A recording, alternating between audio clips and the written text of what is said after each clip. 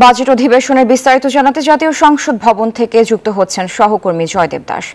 জয়দেব, ঠিক কখন প্রস্তাবিত বাজেট উত্থাপন হতে পারে এবং কোন কোন খাত সবচেয়ে বেশি গুরুত্ব পাচ্ছে, আমাদের বিস্তারিত জানাবেন।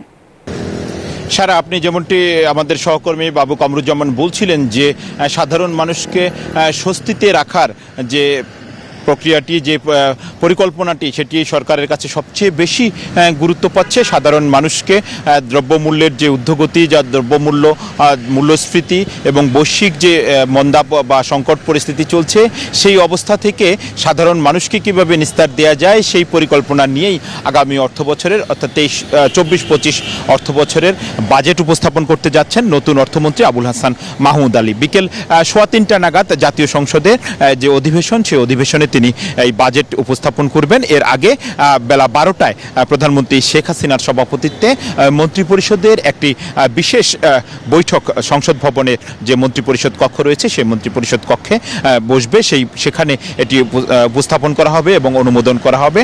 এই বাজেটটি সেখানে মন্ত্রিসভায় অনুমোদনের পর সেটি চূড়ান্তভাবে জাতীয় সংসদে উপস্থাপনের জন্য অর্থমন্ত্রী অনুমতি পাবেন এবং সেই স্পিকারের অনুমতি নিয়ে তিনি সে বাজেটটি উপস্থাপন করবেন এবং আগামী অর্থবছর তিনি কিভাবে পরিকল্পনা করেছেন সেটি সবিস্তারে জানাবেন। আমরা যতটুকু জানতে পেরেছি, বাবু কামরুজ্জামানের প্রতিবেদনেও আমাদের দর্শকরা শুনছিলেন যে 7,97,000 কোটি টাকার বাজেট, সেখানে মোটা দাগে প্রায় 64% পরিচালন ব্যয় হিসাবে যাবে এবং এবারের বাজেটে ঘাটতি থাকবে 2,56,000 কোটি টাকা, যা একটি বিরাট ঘাটতি।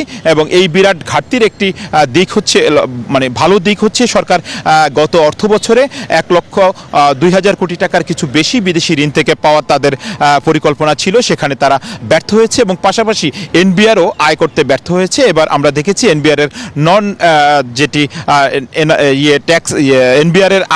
এনবিআর বহির্ভূত যে রাজস্ব, সেই রাজস্ব গত বছরে ছিল 20,000 কোটি টাকা, সেখানে এটি আমরা দেখেছি 61,000 কোটি টাকা নির্ধারণ করেছেন অর্থমন্ত্রী এবং আগামী অর্থ বছরের জন্য তিনি বিদেশ থেকে যে ঋণের পরিমাণ, সেটি 90,000 কোটি টাকার কিছু বেশি, 90,400 কোটি টাকার মতো বিদেশ থেকে নেবেন। বাকি 1,37,000 কোটি টাকা অভ্যন্তরীণ ব্যাংক থেকে ঋণ নিয়ে সেটি মেটাবেন এবং নিম্ন আয়ের মানুষের পাশাপাশি এবার মধ্যম আয়ের মানুষের জন্য সরকার বিভিন্ন সহায়তা নিয়ে তাদের পাশে থাকবে, সামাজিক সুরক্ষা কর্মসূচির আওতা বাড়িয়ে, এমনটি আমরা জানতে পেরেছি এখন পর্যন্ত। সারা, এই ছিল জাতীয় সংসদ ভবনের থেকে আমার কাছে বাজেট সংক্রান্ত সর্বশেষ তথ্য।